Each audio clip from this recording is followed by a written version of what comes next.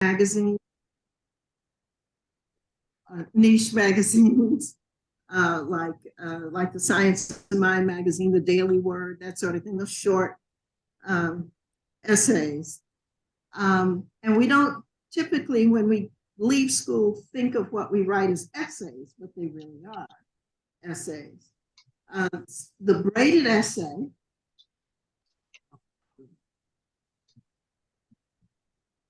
What's on? It's okay.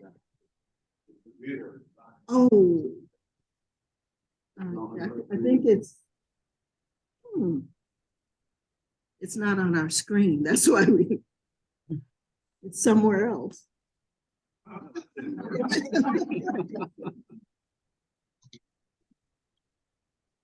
Good try. Okay. Figuring this out, can I ask you a question? Yes. So I wasn't exactly sure what it actually was. I always like to look it up, make assumptions. So I looked it up, and my question for you is, and I don't know if you're familiar with this, is that a term you're familiar with? I am. It's usually in the business and government world. This essay, you like a white, curious.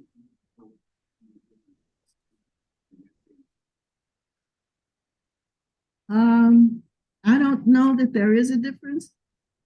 An essay is a format for writing a report, writing about something that is considered true. An event, a point of view, an argument. So a white paper is often a persuasive argument to get people to do something or to stop doing something, or to believe a certain way or to stop believing a certain way. And they may be called a white paper, and they're often produced by academic communities. You know, the AMA may produce a white paper on, after some research on, say, the COVID vaccine, that sort of thing.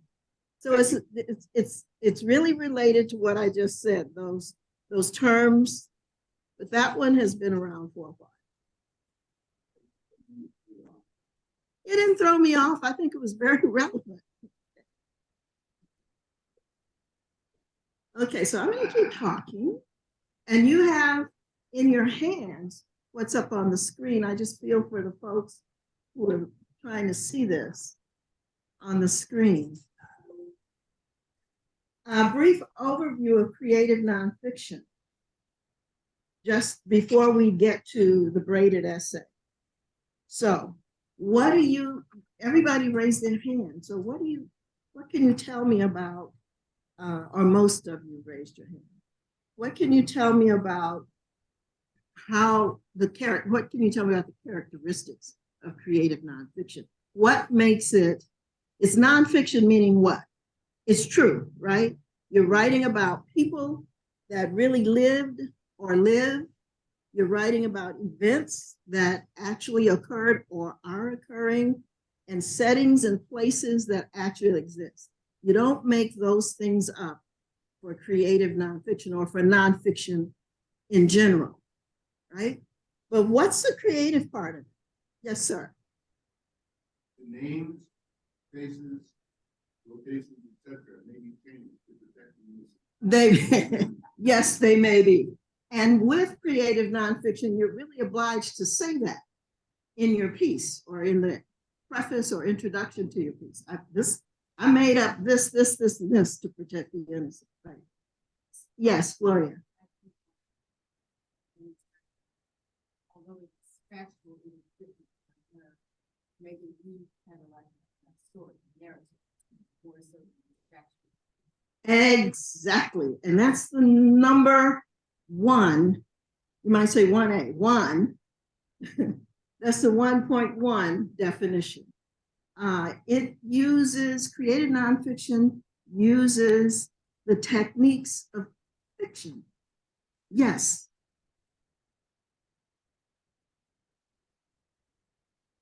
Okay, so she said, because I can't remember what she said.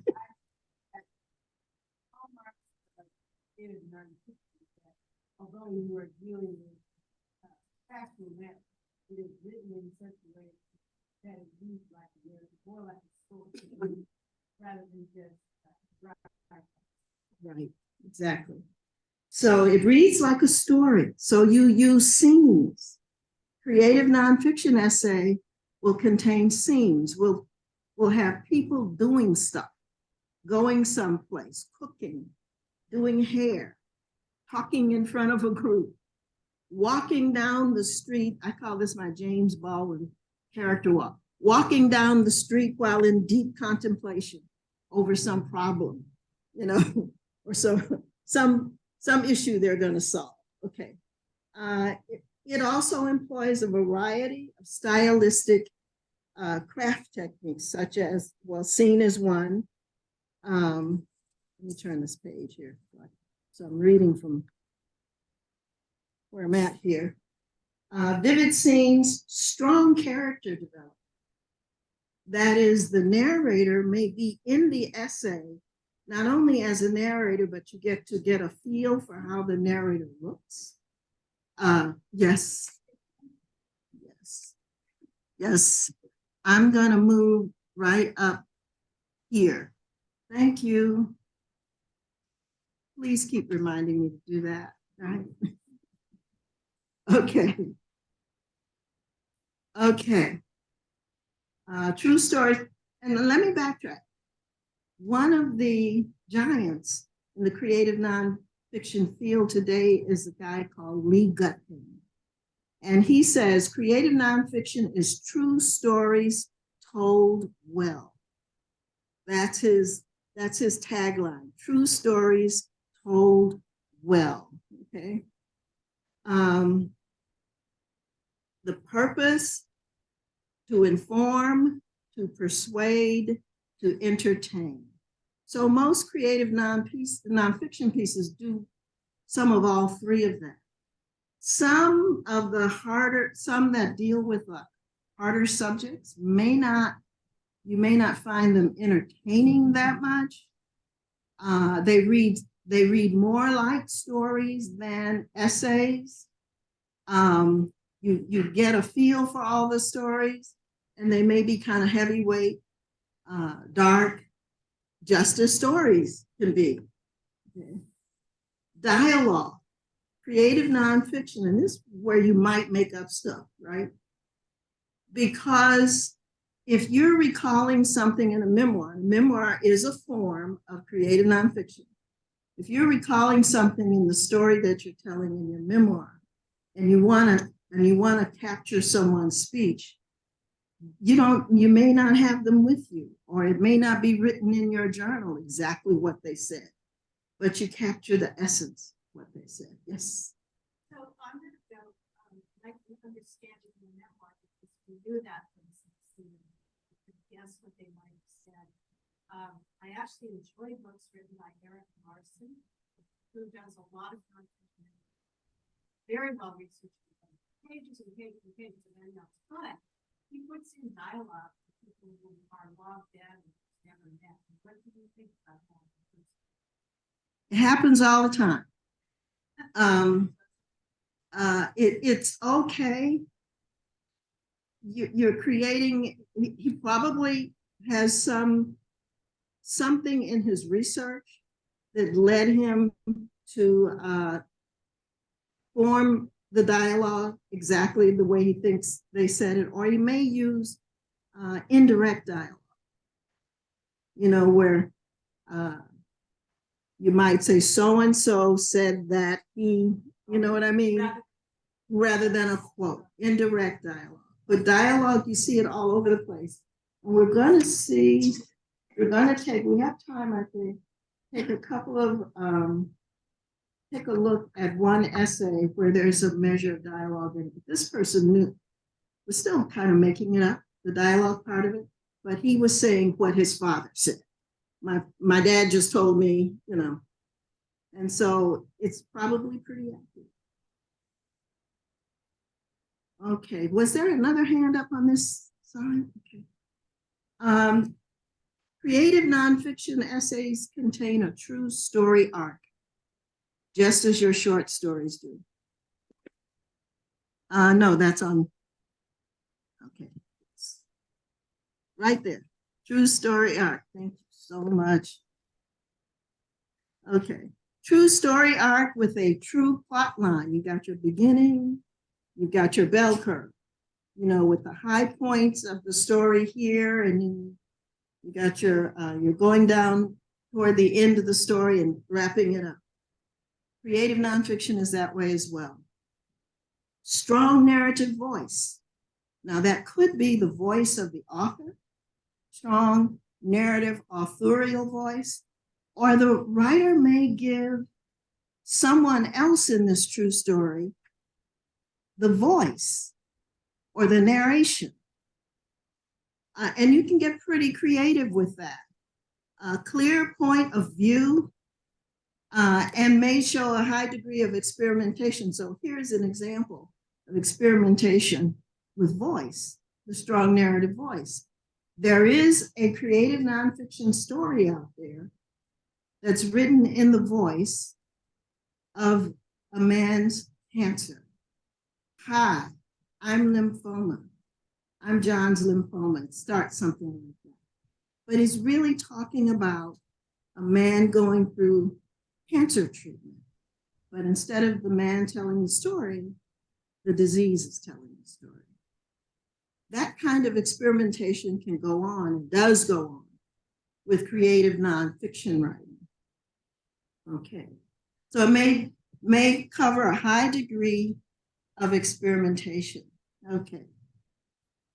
Two things that it should include, and some writing teachers say that the first of these two more things that it should include, it's hard for the younger writer, may not be hard for us.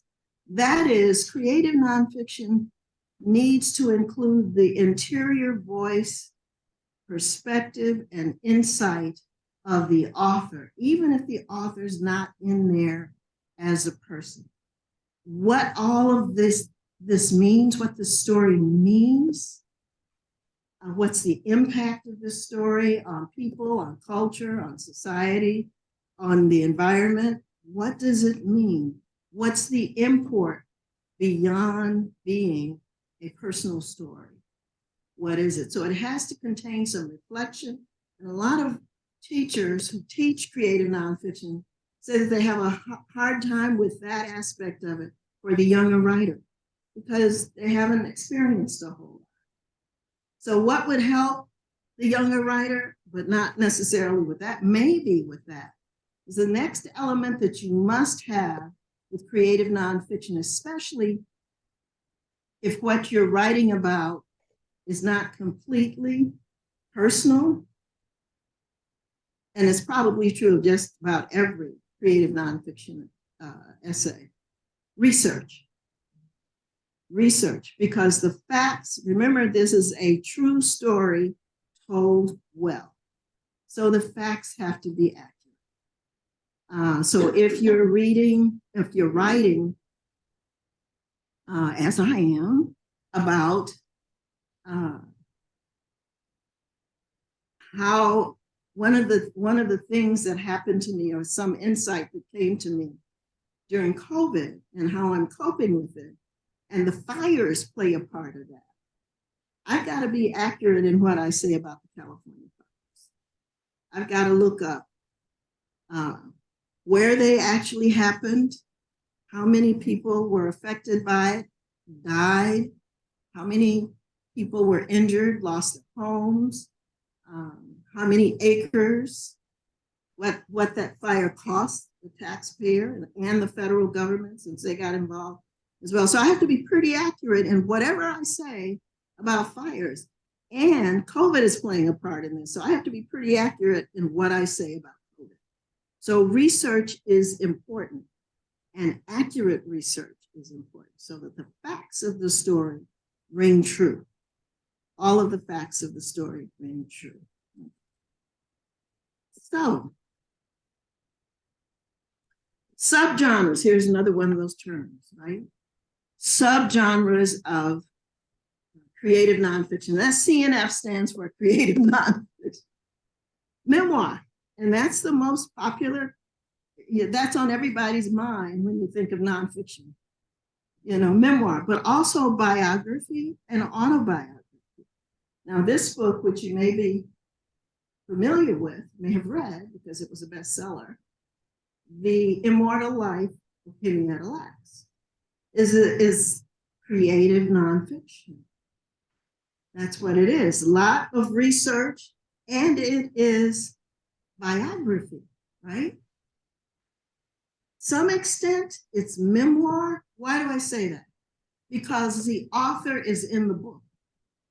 Even though she's writing about Henrietta Lacks after she died, she not only covers Henrietta's life, she covers her struggles in getting the research and the writing done. So she's there in the book itself. So to some extent, this is also memoir. Literary journalism, that's another subgenre. And the author of this book was a journalist. She was a medical writer, or is a medical writer. Went back to school and got an MFA, specializing in creative nonfiction. So it's a discipline in itself in the creative writing. But right now, creative MFAs are hot. That doesn't mean you should go out and get an MFA. I got one. I have my reasons. If you come up with a good reason, then go. If you come up with a good personal reason, then go. Otherwise, you can get this stuff. You just need to practice it, right? Travel writing. Many creative nonfiction pieces are travel writing. This is not, as I said earlier in the earlier meeting, a creative nonfiction travel piece is not Rick Steves. Why? Because it's got to have the personal in it. You're not only focusing on the place, you're focusing on something else about it. The people in the place. Maybe yourself as a persona in the place. And then, of course, inspirational and motivational writing. Okay. So that's for what, yes. MFA, I am terrible. Okay. Masters in Fine Arts. Right. And so you can get a master's in fine arts and decide you're going to teach with it. You can specialize in long fiction, which is what I specialized in, short fiction, poetry. A lot of folks get MFAs and their focus is poetry. So it's pretty diverse. And right now, as I said, it's hot. You pick up Poets magazine and you see all kind of advertisements from all kind of universities and colleges, et cetera, offering the MFA in fine arts. So let's focus on the braided essay. Now, have you heard of that? Yes, you've heard of it. What did you hear about it? I heard that it's about. Hello. Hold on, hold your thought. Someone from our Zoom audience said, I heard that. Please continue. I heard that it's a theme that has two other themes to it, and they're intertwined so that they reflect one point of view and one point of view and an inner point of view, and that they're all tied together in a bigger picture for the same purpose. Something like that. Yes, you're on target. Who was speaking? Oh, Robin Ginley. Robin Ginley has the definition. She said 2 or 3, she didn't use the word strand, but 2 or 3 stories that make up the essay. So I'll elaborate on that in a minute after I hear from you. Yes. Well, there's a book called The Gold. That's an example I can give. It's actually 4 stories, and they all interact with each other. People in each story interact with each other in their own particular area of the story, and there's one person who's involved in every one of the 4 independent stories. That's not necessarily critical for a braided model, but that's the one that I found to be the most enjoyable. But it's just multiple stories all together around each other. The other thing that I remember about it is really on a surface is. Mhm. So this was a story or an essay, nonfiction book? Yeah. It was a nonfiction. Nonfiction book about manufacturing, coaching, human relationships, a husband and a wife, and a personal journey of someone who is being taken advantage of. It's really a fascinating book. That's a good definition. And you said books don't necessarily end that way, but that's the experimentation part. That's the creative part of it, is that the writer decides what forms to use, what craft forms to use to tell that overall story. But that's what a braided essay is. Very good. So it's not just one story, it's 2 to 3 or more stories, depending upon the length. This book has a lot of stories, more than 3. Yes. I'm reading a story called My Fellow Soldiers about General John Blackjack Pershing, who led thousands of troops in World War I, and of which my grandfather was one of his soldiers. The book I'm reading, to me, comes across like it's interweaving wartime letters in with the overall story during various chronological time periods. It's historical, and a lot of history is written A that lot way. of history, Mhm. but there are different persons at various times and even in situation due to fire Mhm. San Francisco or there in San Francisco. Okay. And Wasn't Brad the Presidio? Okay, yeah. So yes, you said it. When was it written? In the last decade. Okay. Sounds like a creative nonfiction piece, a book length nonfiction. Yes. When does an essay become a book? How is an essay, Right. Think of the essay as the very basic form. It's the basic form. Now, most of us, when we were in school, they might have still been teaching the 5 paragraphs. You remember that one? I'll say, so take off from that. And I don't think they're teaching that in schooling, not even in elementary school anymore. I think they're working toward getting students to write multi-paragraph documents. Give paragraph essays. No. Okay. Yes.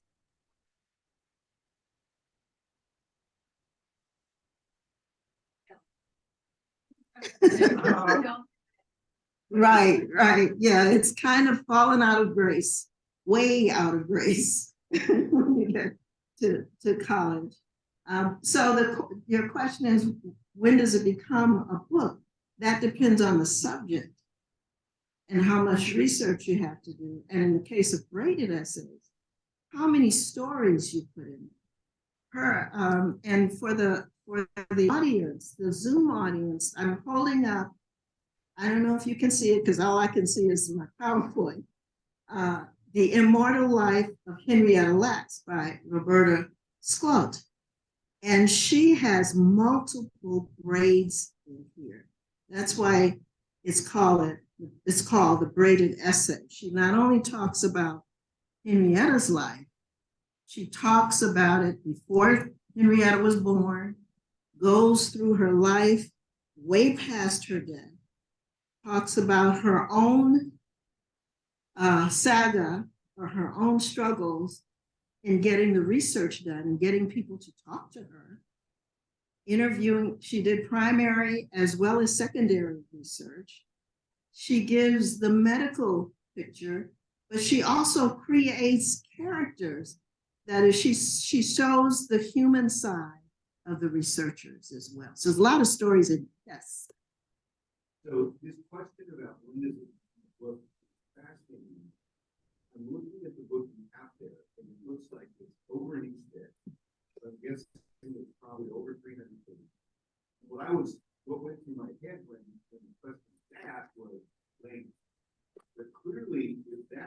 considered an essay as opposed to a book. No, it isn't. It's a book. It's an essay in book form. So is what makes it become a book just a thing? Complexity of the subject matter and how many stories in the case of braided. And by the time you get to writing a book, it's pretty much going to be braided. You're you're going to be covering a lot of craft techniques. You're going to be covering characterization. You want your reader to pick it up, read it, and stay with it. So you got to put things in there in such a way that they stay interested. So yes, that takes it beyond the 3,000 word essay or the 4,000 word essay. Yes. Also, the books incorporate more photographs than essays. Oh yes, because of the length of an essay, there are photographs in here. Some essays and illustrations, there are photographs in here.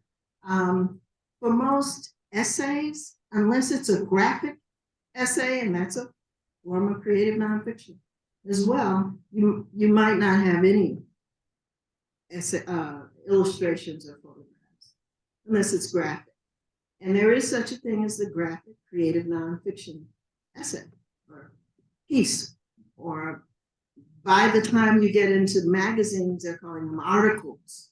That's what the journalists call them, articles, that sort of thing. But they use the same techniques, yes.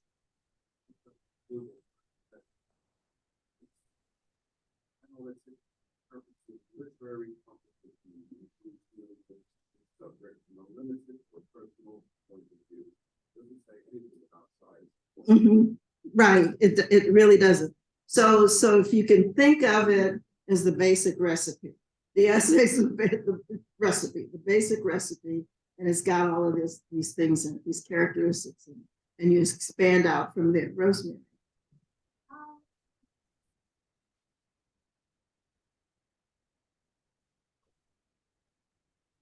From historical fiction, which does the same thing.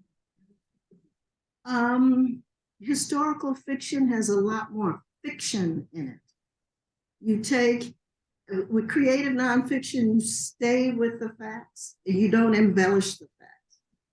Historical fiction, you can embellish the facts. You can start with the kernel of a true story and decide that you're going to create some short stories or collection of short stories around that kernel. But it's when you publish it, you say it's fiction. These stories are made up. So they, one is on that end of the spectrum, the other is on this end. One allows fiction throughout, except for that. For example, you might create, think of an example. I can't think of one. A historical, someone in here, historical. Yes. Well, one of our members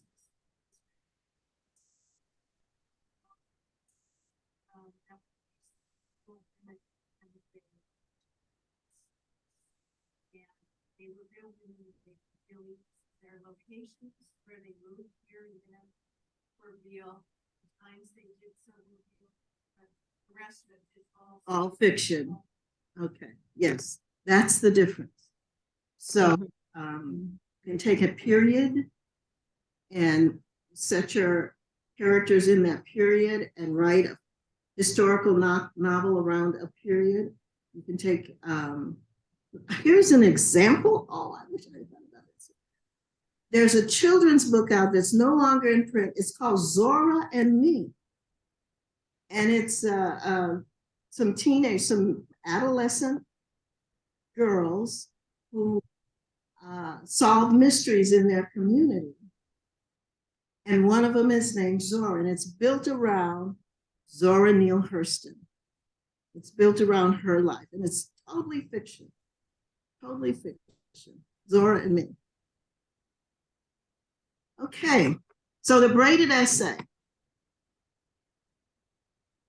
the stories or the braids. Think of a hair braid, or think of a, it's not time to change that yet. Think of a hair braid, or think of a braided rug, you know, and you have 2 to 3 strands. And as the rug gets more elaborate, or as the hairstyle gets more elaborate, you might have a lot of braids made up of 2 to 3 strands, right? So this has a lot of braids in it. A 3,000 or so word shorter creative nonfiction may have 2 braids, may have 3 braids, may have 4. The advice is for a shorter essay not to go too much beyond that, because it could get out of control, right? So how do the braids operate? What keeps the braids coherent in the story, the overall story cohesive? With the braided essay, the thesis that we normally think of, you know, you're told to find a thesis for your essay. The thesis might not be stated, as someone pointed out earlier. You might not understand it until the real import of it, until you get almost to the end or until the end, right? Sometimes the title points to it, and we're going to look at a story, an essay in just a bit, read it together to find the different braids in it.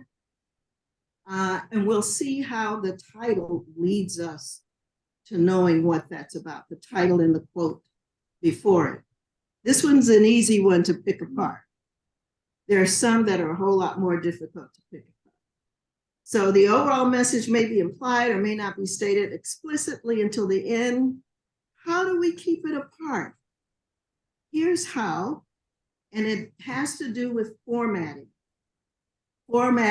your essay. So let me ask the 2 gentlemen who read the book length, what did you notice about the formatting of the books that you read? Did you notice anything, or did you just slip right over you? You just get right into the words?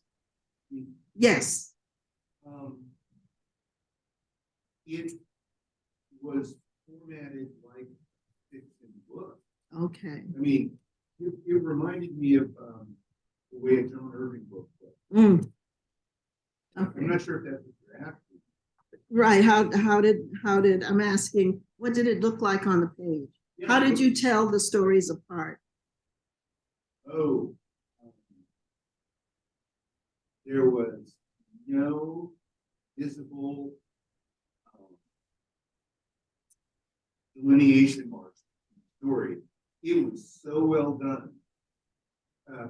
Just to give you an example, if you're talking about a manufacturing process, and then you talk about, I could tell that this was going to take me hours and hours to get through, and my wife was going to be upset with me. Then you start talking about the issue with the wife. You immediately got that relationship between him and his wife, and the story about the manufacturing process literally melted together. That's the way that whole book was set up. It was really. So it was really his skill in transitioning from one to another. And I tried to do that. Man, It takes a lot of practice. It takes a lot of practice. Yeah. It is hard. Yes.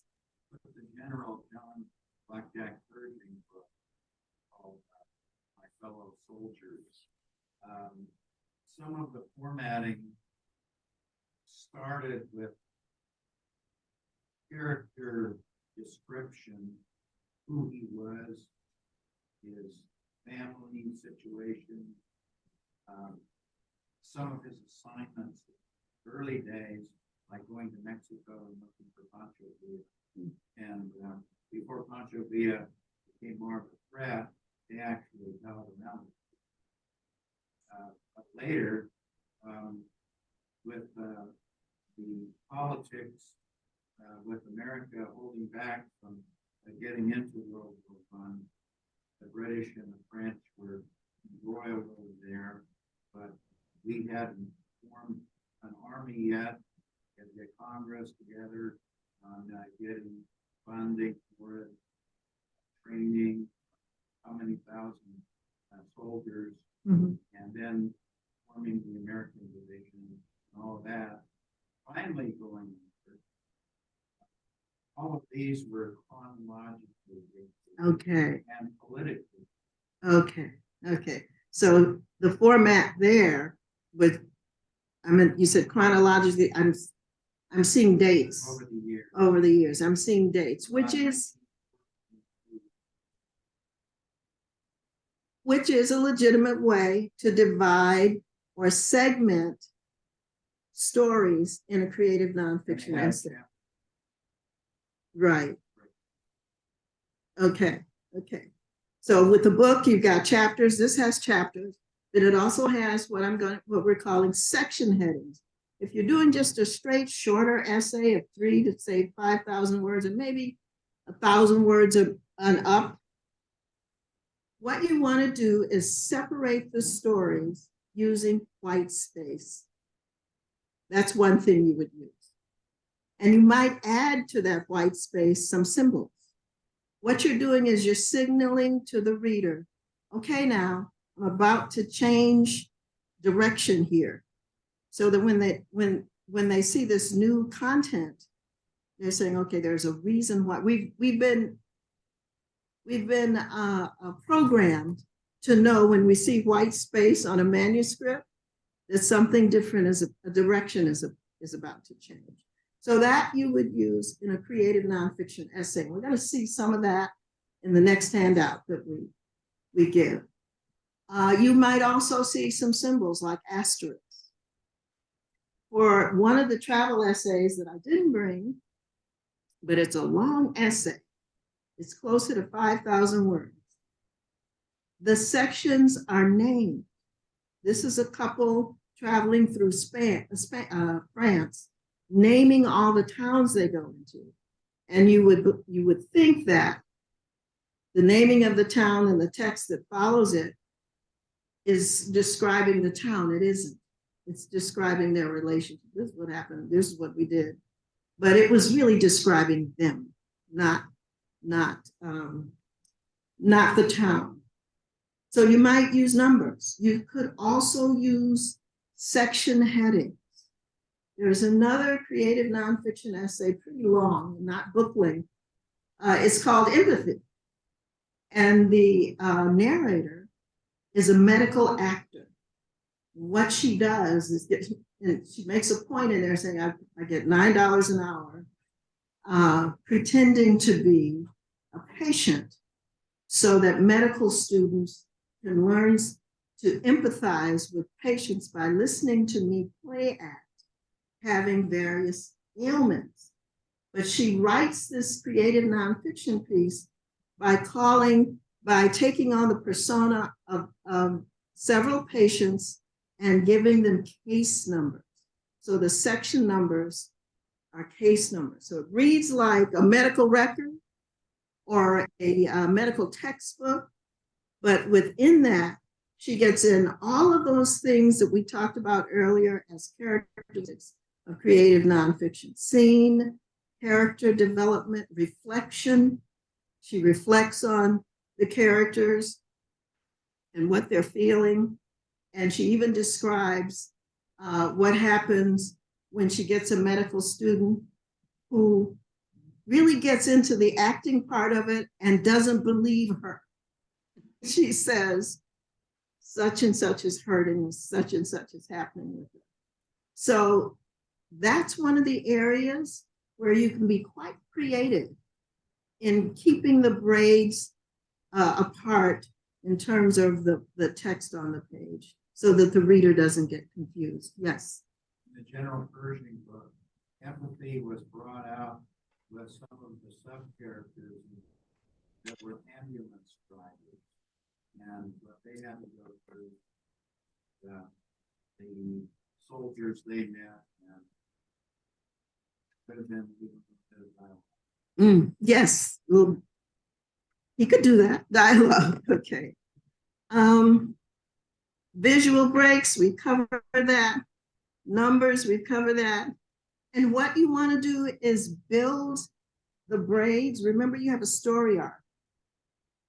with creative nonfiction. So you've got to build those braids to the point that you get to the very end of the braid, and you put that beret on the end, or that rubber band, or that shell bead on the end of the braid, and conclude the story. They all come to a point to express the overall or the most important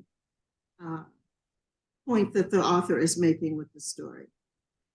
So any more questions at this point? So there's a rough, yes.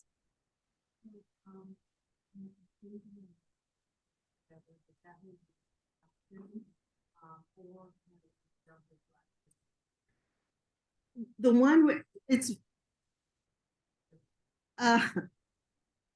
it could be action, but it's usually self-reflection or something that just sort of, puts that cherry on the top. That kind of thing. I'm trying to remember if I've read any that had action at the end, and I don't. I don't remember recalling. The example that I can give you is in this book I did. Okay. It's dialogue. It's dialogue at the end. Well, the conclusion, what I call it, is getting all the stories tied off together. Mm-hmm. And then through dialogue. Okay. I mean, not just dialogue, but it was information, but it was all connected. It was part of a piece of dialogue at the very end of the book. It makes sense. Really beautiful. It makes sense. Yes. Mm-hmm. This is a fiction example, but I can see that it might work in nonfiction.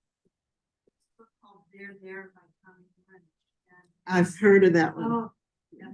But it's each chapter is a separate set of characters going about their lives. They're all named characters. Right. And you don't know why you're reading these different little stories that don't really have a conclusion until they all wind up in the same parallel or the events happen. Okay. Bring braids together. Okay. You see how creative we gotten in this room with how we end it? The key is to do it in a way that you make it work. All of the cards are on the table in that respect. Okay. So this visual, we've got 3 strands here, A, B, and C, representing 3 stories that becomes part of your bigger story. There's the introduction, and you can be quite creative in how you introduce that. In the essay that we're going to take a look at, he introduces it really with something about his life and a quote, a really instructive title, a quote, and then something about his life that gets us into that first braid that he's working with. Roxane Gay has a story, a creative nonfiction essay out there called What We Hunger For. And it starts right out with a narrative, declarative sentence that really kind of tells you what this piece is going to be about. And it's a combination of a braid between what's going on in her life, starting when she was a child, and her personal reception of the Hunger Games, right?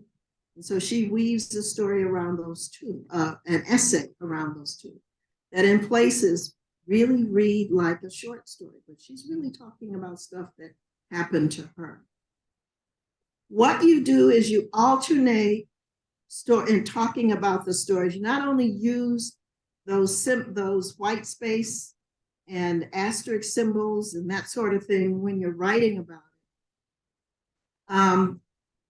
You alternate how you talk about your braid. So you may write about it this way, or you may really have, braid A first and then B, and then you might go back to A. You decide the rhythm when it's important to talk about which braid, just so long as by the end, you've got all of your story information covered. So here's a suggestion before we get to our mind map kind of thing. when you decide on the stories that are going to be in your essay, you might lay them out on separate sheets of paper so that you've got all the facts down. Remember, it has to be true. We're talking about an essay now, not the book, right? But in the book, you might have, this might be the kind of book that you have to write an outline for. But you might write a 1 or 2 page narrative about each story so that you have the story straight and you know what part of the segment of the story, what's going to go in it. So by the time you get to the end, you've got everything you wanted to say about each story said. Okay? And play with rhythm, play with pacing the same way you would with anything else that you write. Okay. Any questions about that? Right. So when you're doing your creative nonfiction, you can kind of think about that. Or you can do it in the way that we're going to see in just a few minutes. Okay. So getting started with your CNF. What I have here are a bunch of essays to get you started reading creative nonfiction with the mindset of, I'm going to write some of these someday. Right? So here's what it's like. Here's what I can do. A long day's journey, that's the travel essay that I spoke of earlier. The fourth state of matter, that's a woman talking about really kind of a tragic thing. She went through a workplace shooter situation, and a couple of people she worked with were killed. That was one braid. The divorce, she was getting a divorce. That was the second braid. She lived in a house that was infested with pests, and she had a sick dog that she loved. That was her next braid. And she put all of that together to weave a story about the situations she was in. Those were the 3 braids there. The Bone Road, same kind of thing. It was a relationship story. So what's the primary thing writers do with this kind of essay, with really any essay, but especially this? It is showing relationships. You've got to show the relationships between this or among the stories. And often the stories don't seem to, the braids may not seem to really relate to each other. So it's your job as the writer to gradually grow that relationship. What's happening in your mind? What's the relationship you see in your mind? Time and distance overcome. This is really kind of dark, but it's well constructed with a lot of white space in it. And it's historical. The fact, she did a lot of checking on how Edison invented the phone, and then tried to talk the politicians and the government and companies into building telephone poles and stringing lines. That was one thread. She talked about Edison as a person, not just as an inventor, but as a person. She talked about how he had to perform, you know, how some inventors have to perform to get the public to see what it is that they invented. Had a hard time getting telephone poles up because the public didn't want them. So would pull them up, would threaten to shoot people who were trying to put them up. They had to move telephone poles because they were attacked so much. So she talked about, that was another thread, that history. And then the dark side of it. Once folks started accepting the telephone pole, what happened? Do you know what happened? They started lynching people using the telephone. So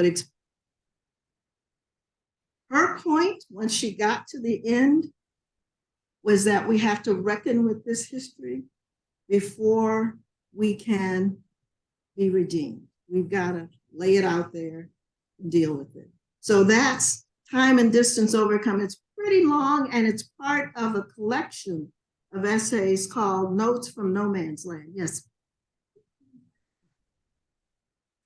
Blank white space. You have a paragraph and you drop it down 3 or 4 spaces, or maybe more, depending upon how different the next strand is.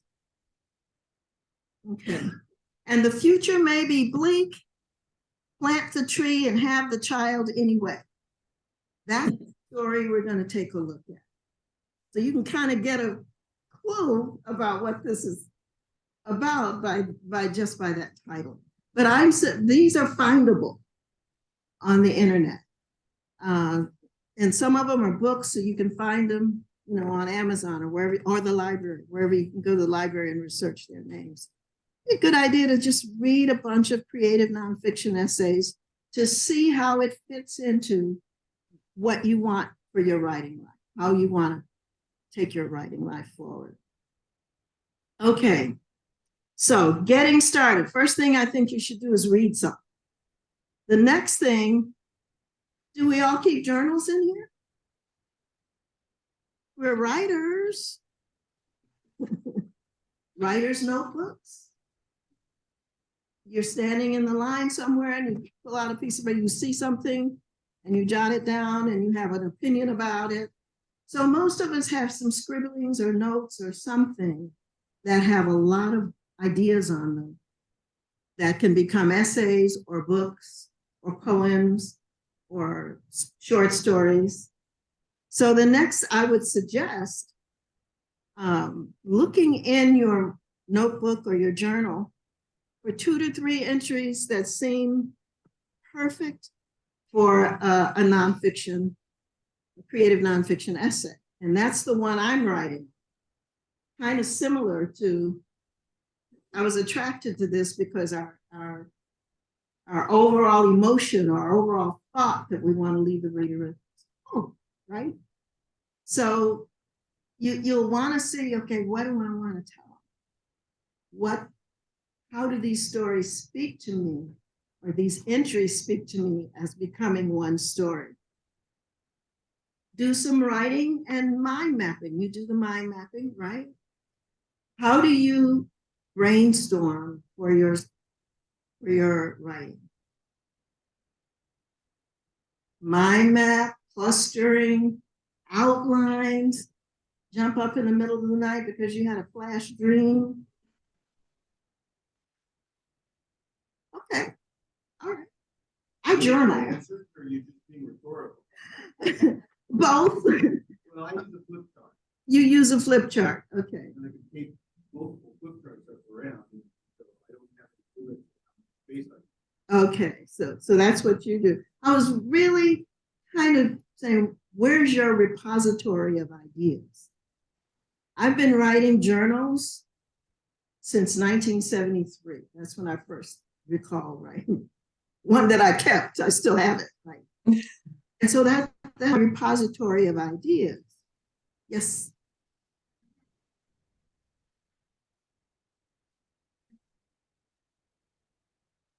Yes.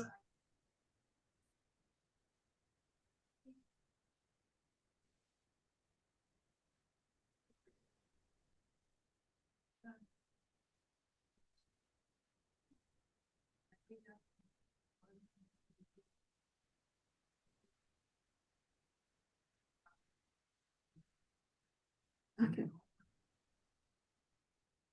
Okay. You belong to the Elk Grove Writers Guild, don't you? No? No, I think I heard you say that before. I know I've heard that before. Okay, so I think I heard, that sounds really familiar. Okay, so what I'm suggesting here is you go to whatever, you may have an idea in your head right now of what you want to write in terms of creative nonfiction. But if you don't, you've got your dissertation, and you said there are bits and pieces in there. You might use that to frame. So all I'm suggesting is figure out what 2 or 3 or 4 disparate stories or idea lines that you have that you think you can combine. And do as the chart had stated before, put one idea on a sheet of paper, another idea on a sheet of paper, and see what you come up with in terms of facts. What are the facts? Remember, first, you need a fact. You need facts. What are the facts of the story? What are the patterns that you see happening that might be true of all the stories that you're dealing with? Do you see motifs, symbols, seeming oppositions, points of tension? And what do you feel and think about all of that? Because remember, you've got to add your reflection and your insight, as well as talk about the facts of the story.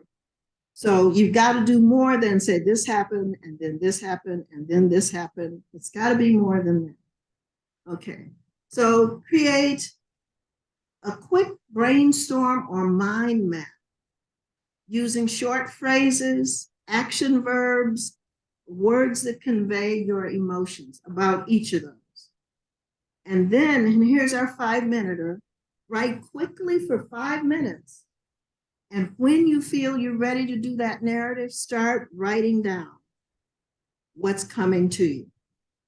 At that point, then you're ready to write a draft, and I call them layers, because in the writing of creative nonfiction, especially Braided, I've discovered that I write a draft and I say something about each braid, and then I go back to it and said, I didn't say quite enough. I need to add some more information or more insight about this. So write it in layers, and this becomes your first or your second draft. Yes.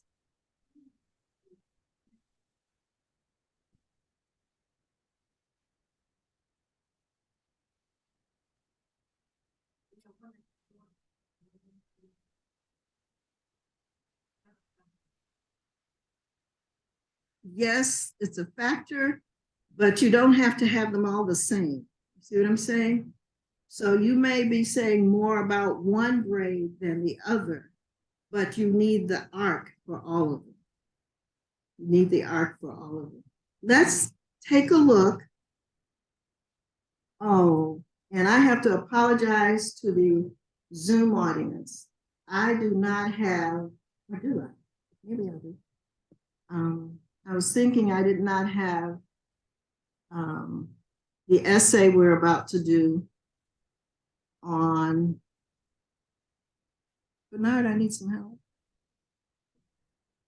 I do. I have it on this flash drive, so that we could at least go through the first 2 pages, and then I'll jump all the way to the end so you can see how he concludes this.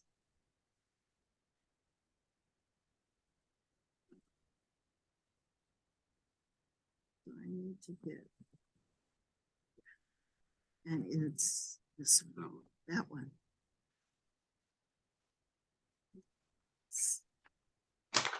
I'll open in a second. Here we go.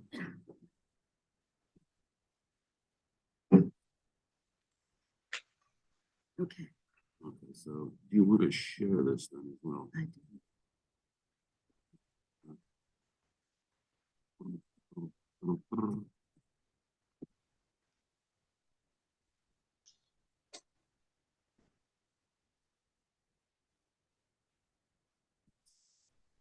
Close that. Mhm. Yeah, so it's Okay. there, but it's.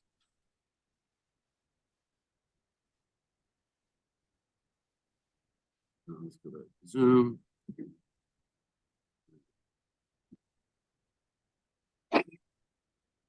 Yes. There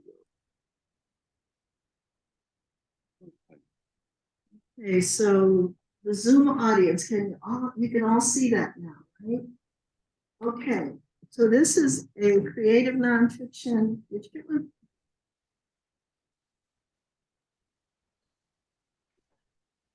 This is a creative nonfiction essay that's in Outside Online. It's an online magazine about outdoor life that accepts literary submissions. So if any of you write about the outdoors, or you're familiar with it? No. So,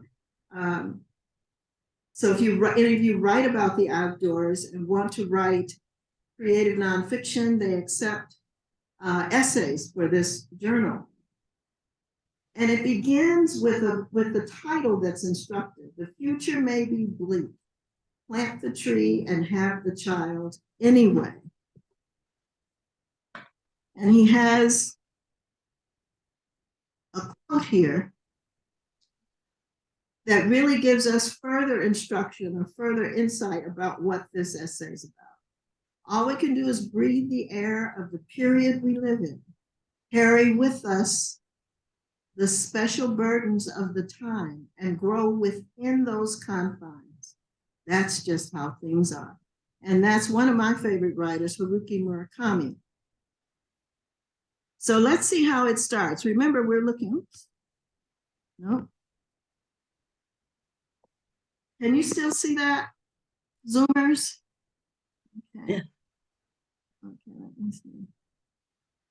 He starts with a scene. I've been stuck up in the ash tree for probably an hour, looking down and trying to decide how best to get myself out of the situation before my dad came out. I was 6, so he starts when he's 6 years old, right? Some personal history there. I was 6. I dragged out the ladder from the garage, leaned it against the tree trunk, climbed up, not realizing I wouldn't be able to reverse my climbing moves to get back down.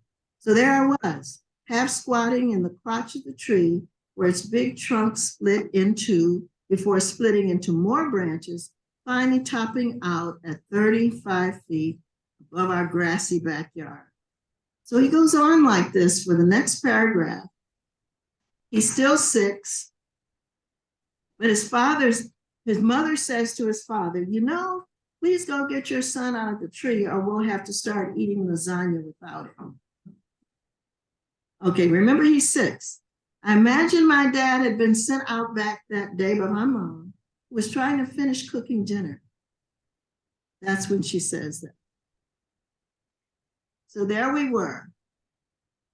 Him on the ground, me up in the tree, too scared to jump all the way into the grass, too heavy to jump into my dad's arms, which honestly probably would have broken something and put him out of work for several weeks, and unable to get back onto the top of the ladder.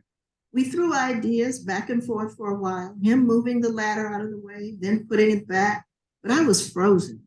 My feet were maybe 7 feet above the ground, maybe slightly higher, but from my vantage, it looked more like 20. Finally, Dad just calmly said, Bud, I can't do anything for you. I think you're just gonna have to jump. Okay, I said, and then he turned and walked into the house. Okay, he's 6, stuck up in the tree. So there's your first braid. Okay. Where does he go from here? Look at that next paragraph. And I hope you've noticed along here the white space there. He doesn't have symbols, but he's got white space separating the paragraphs. Here, and I suggest go finding it online because the spacing is different. I copied this and some of the spacing is off. So if you go back online to read it, you'll see a different space, use of white space. Look where he goes next. A few days after finishing grad school at the University of Montana in 2004, right? So he went from 6 to a grown man, right? What do you notice about the way he did that? Is there a phrase or a word or two transitioning to that paragraph? So we're taught when we regularly write essays and reports and white papers to use transition phrases to let the reader know. He didn't do that. Yes. Still have to imagine he's still talking about Bud, the young boy. You, Yes, we do. that we didn't jump to some of the characters. We still, yeah, we have to assume, okay, the contract is you started out, so we think this is still your voice. Very good. A few days after finishing grad school at the University of Montana in 2004, I headed south out to Missoula and eventually landed at the base of Colorado's Front Range. Missoula was beautiful, but I was more interested in Colorado's sunshine, accessible rock climbing, and hundreds of high altitude summits close to my new home in Denver. For almost a decade and a half, I lived for the times I could spend above the tree line. So he was a true outdoorsman, right? Next paragraph. I wrote stories, always focusing on adventure, action, or big picture, what it all meant, instead of on the details of the scenery around me. So he's painting a picture of himself. We got a picture of him at 6. We're getting a picture of him as a young adult, we have to assume, because he's climbing stuff, right? After thousands of hours of romping around the mountains and the desert, I can probably confidently name only about a dozen plants and a handful of birds. In the proofreading process for a guidebook I wrote on Rocky Mountain National Park, I scrolled through dozens of wildflower websites, trying to name the flowers and all the trails I covered.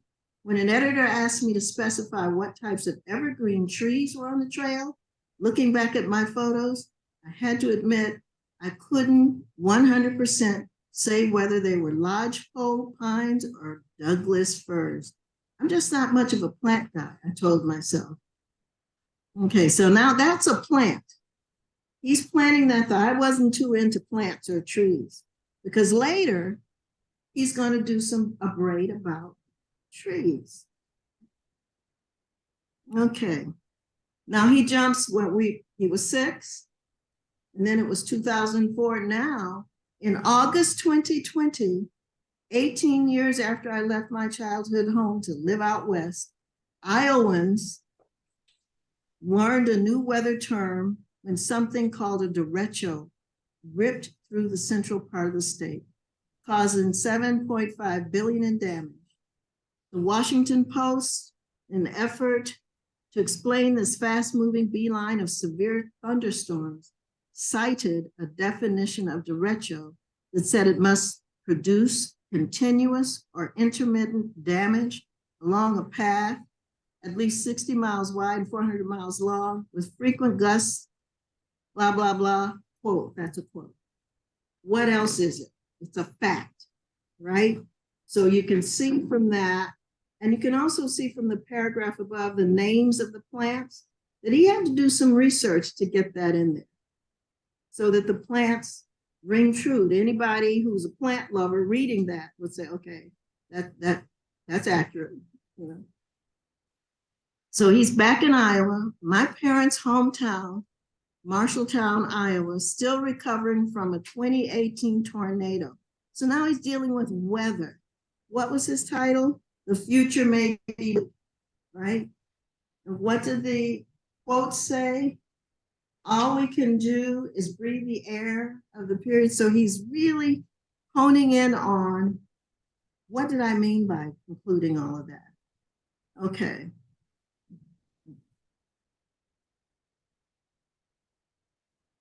Can you still see it, Zoomers? Can you still see that?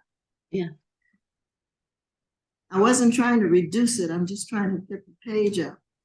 So now he's going into the storm. There is our third braid, right? So he's got more than 3 braids here because we've looked at his childhood and trees.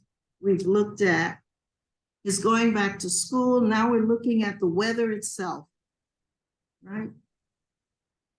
Summer 2018, 2004. He wasn't in 2004. Okay. If I said 2024, it was my mistake.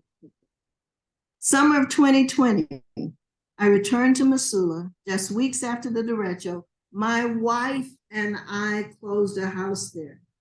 His life is moving on. He's married, right? He's back in Missoula's in Iowa. I'm asking. Montana. Okay, I've got a grandson and a great grandson and a granddaughter-in-law in Montana. He returned to Missoula, and just weeks after the derecho, my wife and I closed on a house there. Okay, here is where he starts to go into trees. Now, remember he made a reference to it before? Why did he go into trees? He's hammering in or zeroing in on his relationship with his father and his childhood. His father loved trees. That's another braid, okay? And I know I'm jumping around because of time. Let's go to this page. It took a few months of being back in Missoula for me to stop seeing everything as it related to a memory of when I was in grad school. Okay, on down a little further to where the 2020 wildfire season was the worst in California's history, and the second worst in the Oregon smoke from the fires moving east into Missoula. So he's doing some more scene setting, place setting, and I want to get down to where the child comes in. Okay. He talks about global warming. Here we go.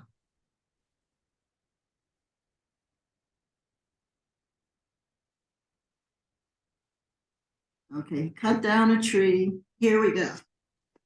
My wife Hillary and I talked about trees and how even if you could afford to buy a brand new house somewhere, you couldn't just buy and plant mature trees around it. I don't know who planted the maples in our yard or how big they got before that person or family moved out or died or whatever. I'm just grateful that they planted trees, maybe not entirely for themselves, but also for future residents of the house who would live there long after they were gone. People they would never know. People they would never know. Us. So Hillary and I bought and planted a pine tree in the backyard. Like Dad, I don't know if I'd still be here when it gets big enough to provide a significant amount of shade. I'm still not a plant guy, but lately I'm starting to be a guy who appreciates a good mature tree when he sees it. Back and forth with the tree thing. Now he's back to 1980s, right around the time I was climbing trees all summer. He gets into music. You see all the detail? REM recorded a song called It's the End of the World as We Know It, and I Feel Fine. So he's bringing in all this detail. Let's jump down to, I'm looking for where he had, okay, here we go. I used to wonder how people could have kids at a time like this. Another braid.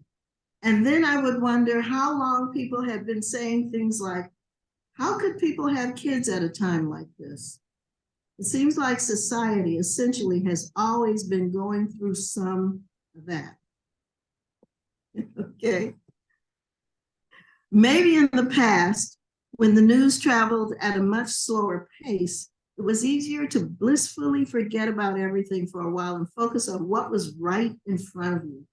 For a couple of years, I had my favorite forest near town, where I didn't get a cell signal and my dog slowed my pace and lowered my blood pressure when I watched his tail wag, nose shoved into a bush, sniffing hard. Okay, he lost his dog, the dog died. When Hillary and I started talking about having a child, there's the next braid. So you see, and at the end of the story, let me go all the way to the end. I know I'm rushing. He's now in his 40s. So we've taken this guy from 6. He says here, I'm 41. Lately, I've been feeling like I might be starting the descent of the U curve many people experience in their 40s, whether that was from 2+ years of pandemic, midlife, a feeling of, is this all there is, or something else? I wondered if my parents in the late 70s had worried about having kids at a time like this. I wondered if, after you have a child, you just wring your hands about it less because you're too busy trying to keep the kid alive. So he's got that braid going. Then he says, I emailed my friend Devin. You see all the detail that goes in there. So let me go to the end so you can see how it ends. Here's the last paragraph. I don't remember how I landed. Maybe with a tuck and a roll, or on my feet, and then staggering a few running steps before sliding to a stop, or like a cat. But after my dad walked into the house, I took another minute or 2 or 5, and I jumped, limbs flailing, hoping for the best. That was the 6-year-old who was now 41 years old. So what? Somebody's smiling. Thank you, Ms. Scott.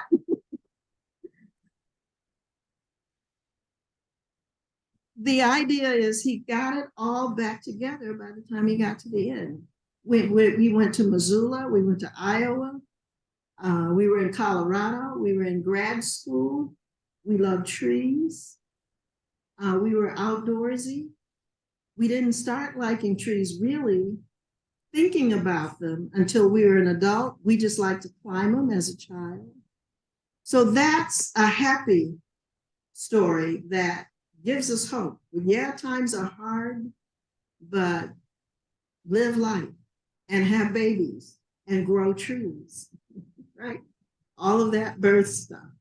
Okay, so that's one essay, and I know I went through it pretty fast, etc. Read it slowly, looking at the characteristics of braided essays and CNF essays in general, and read some more so you get a feel for what it's like. And then think about all of that memoir stuff out there you want to, right?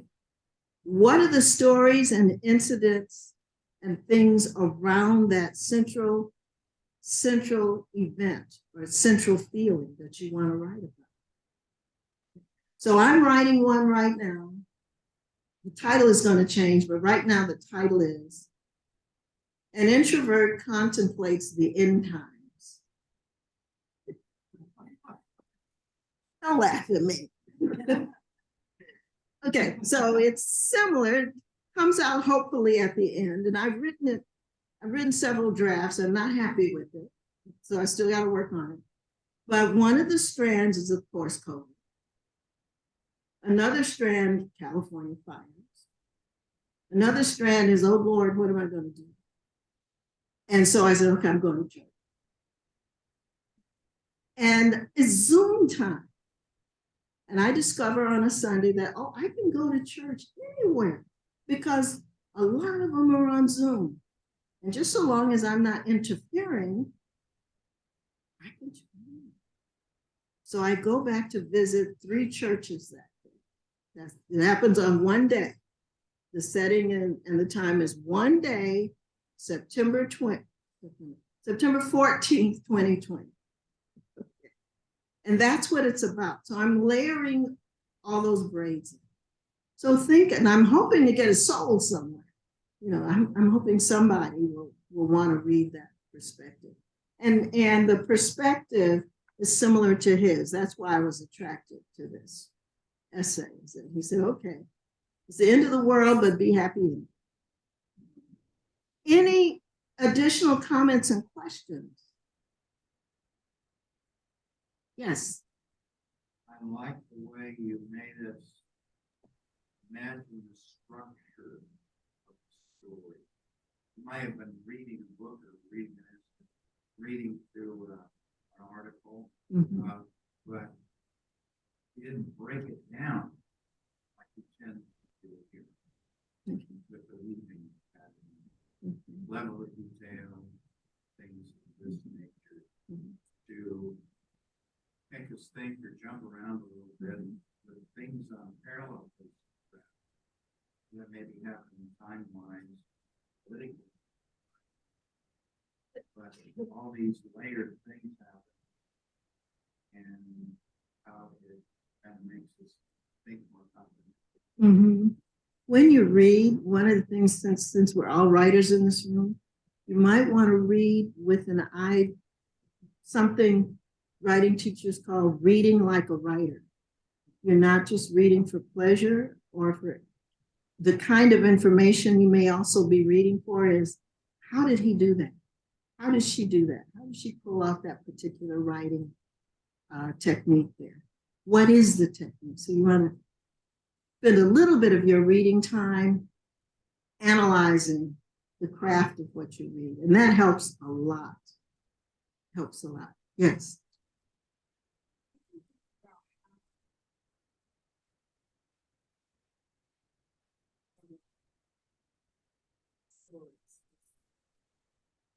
You know, it's like the beginning, the middle, and the end. His ending is always shocking. Unexpected. Yeah, unexpected. Yeah. The screenwriting. And his was a little out of this worldish. You know, I would put that most of what he wrote strictly in the fiction category. Strictly in that category. Yes.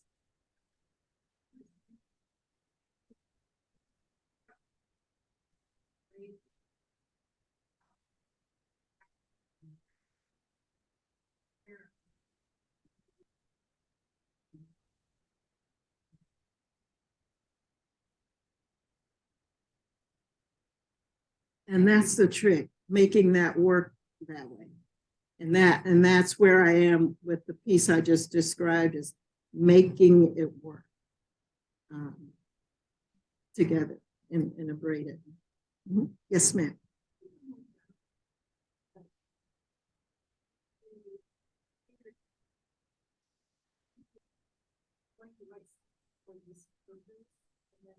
Or you can start writing and have a thought and idea and then figure out what to do.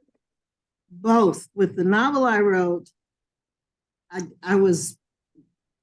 had something in my mind for years to write, and I finally got it out. That was that. Other times I'm flipping pages in my journals. Okay, what's in here that I can write a story about? I'm doing that. Or you know, it for writers, inspiration comes from all directions. And so sometimes you start out with a purpose. A lot of the writing that I did was curriculum. That's a purpose the institution imposed on me, but I tried to make it as creative as I could. And I'm retired, by the way. I know I must look like it too. So I hope I answered your question.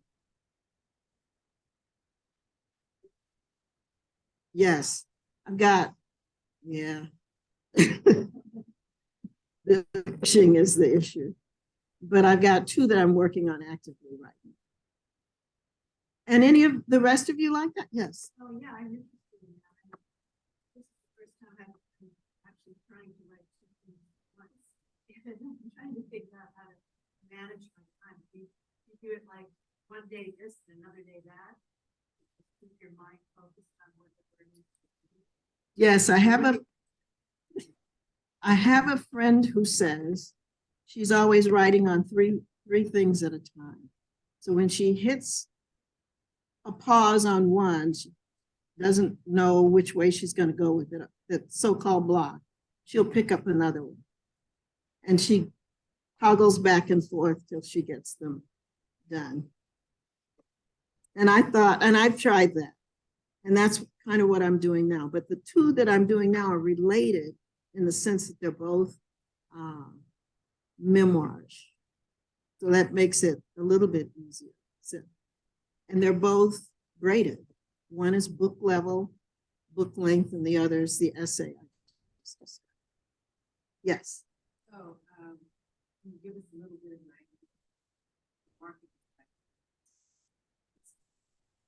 Okay. Back to the PowerPoint. So I'm going to say this out loud so that the Zoom audience can hear it.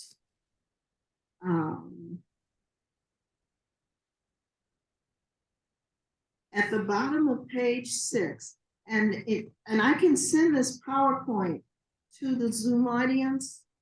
I'll send it to Gloria and she can help you get it. But at the bottom of page 6, I've got some magazines listed. Creative Nonfiction is a print magazine. They publish braided essays and it's all about creative nonfiction. That's all they publish. They don't publish fiction. Brevity is another one. Brevity tends to publish shorter pieces. Another one is Diagram, fourth genre. Hippocampus. They publish essays, pretty long ones, 3,000 or so words. Creative nonfiction is kind of a hot item. River Teeth, Sweet Lit, Under the Gum Tree. These are all journals you can go online and look for. The only one that I know of that's not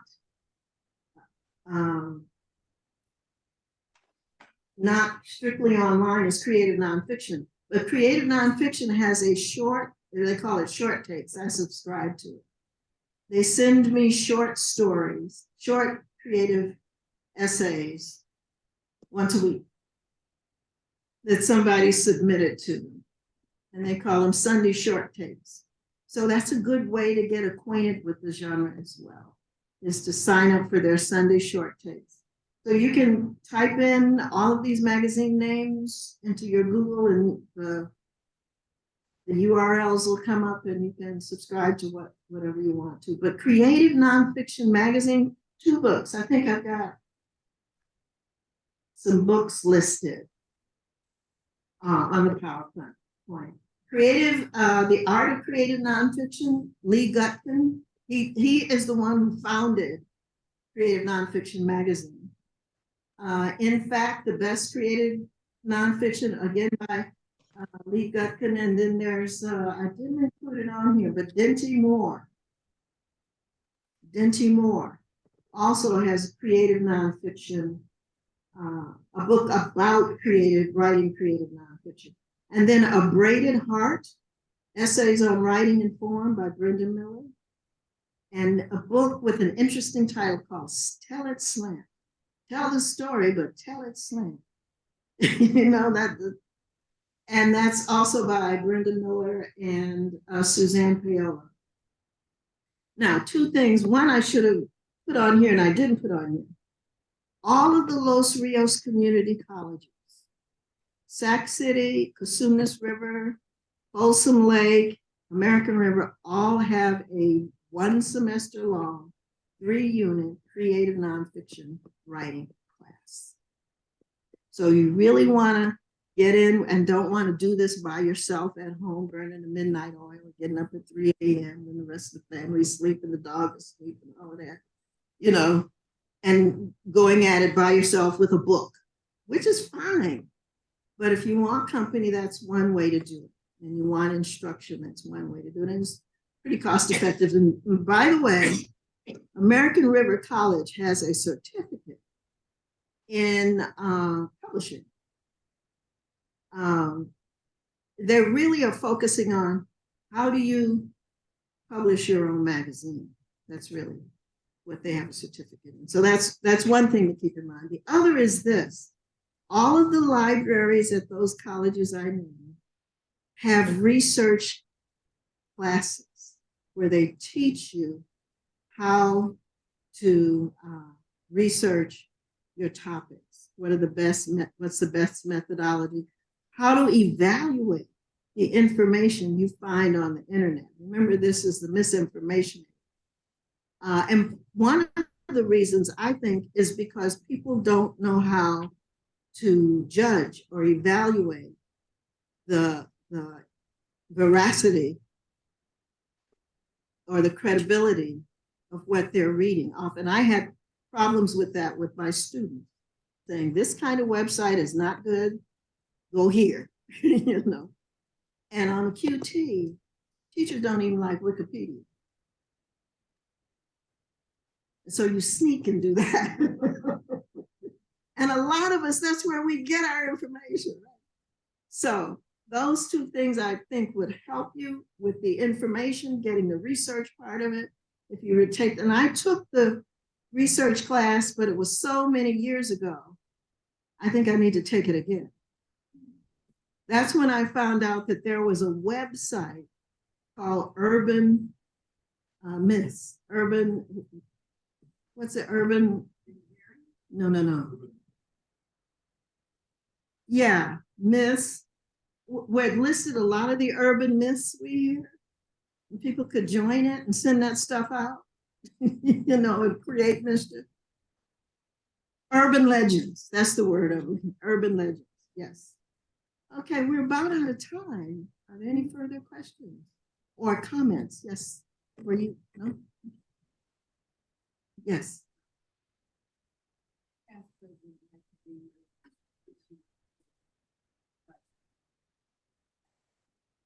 Okay, thank you.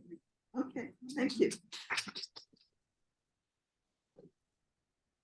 And thank you for letting me do this, and I can stop being nervous. And to the audience on Zoom, I was happy to be with you. I hope to see you again.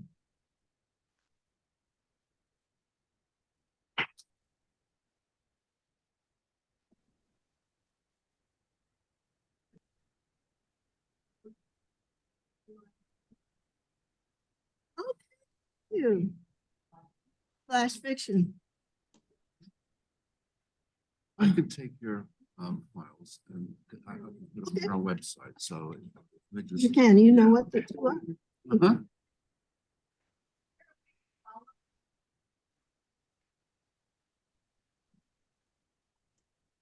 People ask me that, I'm so shy.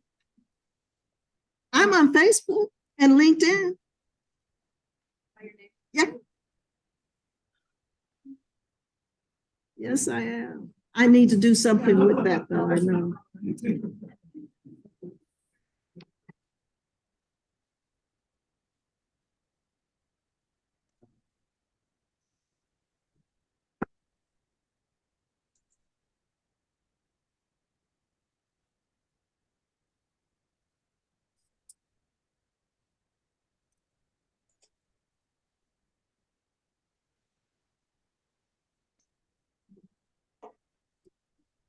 Thank you, Bernard. This was great.